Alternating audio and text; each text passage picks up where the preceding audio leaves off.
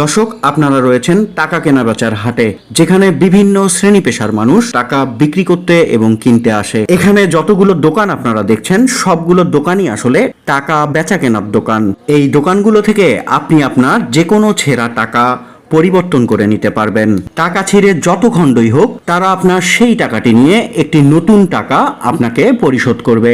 এক্ষেত্রে তাদেরকে একটি নির্দিষ্ট কমিশন আপনাকে ছেড়ে দিতে হবে। শুধু পুরাতন টাকা নয়, আপনি চাইলে এখানে নতুন টাকার কসকসে বান্ডিল কিনতে পারবেন।